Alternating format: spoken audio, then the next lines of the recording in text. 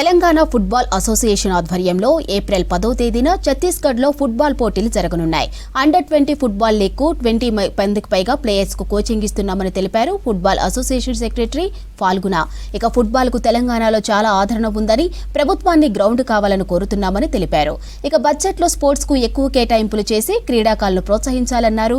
ఇక చదువుతో పాటు క్రీడల వైపు పిల్లలను తల్లిదండ్రులు ప్రోత్సహించాలని కోరారు ఫాల్గుణ. ఇది అండర్-20 క్యాంప్ జరుగుతూ ఉంది. మాకు టోటల్లీ 200 అబోవ్ కిడ్స్ వచ్చారు, ఈవెన్ డిస్ట్రిక్ట్ బాయ్స్ లేకుండగా. సో ఫుట్బాల్కి తెలంగాణ ఆదరణ చాలా ఉంది.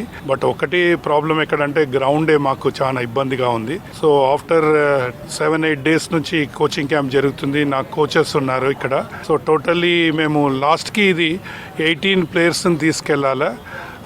తర్వాత ఇది ఛత్తీస్గఢ్లో ఉంది. మన ఫస్ట్ మ్యాచ్ వచ్చి ఏప్రిల్ 10th రోజు ఉంది.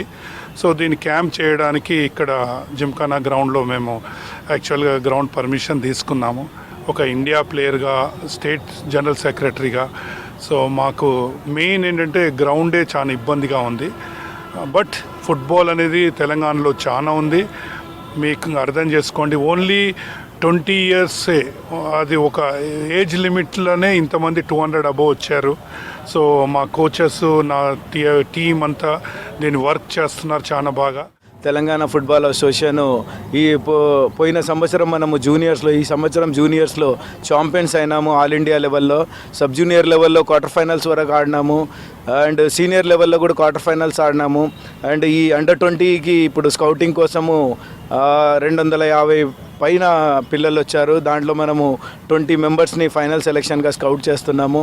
దీంతో పాటు రానున్న రోజుల్లో మనము youth league, grass roots development కోసం యూత్ లీగ్ ప్లాన్ చేస్తున్నాము సెక్రటరీ గారి ఆధ్వర్యంలో.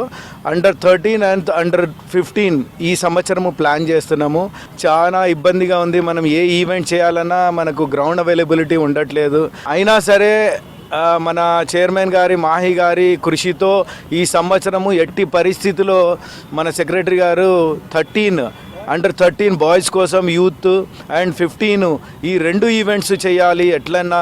లేదంటే ఇవి చేయకపోతే మనం రానున్న రోజుల్లో మనము గొప్పగా తెలంగాణని చేయలేము. అందుకే సెక్రటరీ గారు గట్టిగా ప్లాన్ చేసి ఈసారి అండర్-13 అండ్ అండర్-15 యూత్ లీగ్కి ప్లాన్ చేశాము.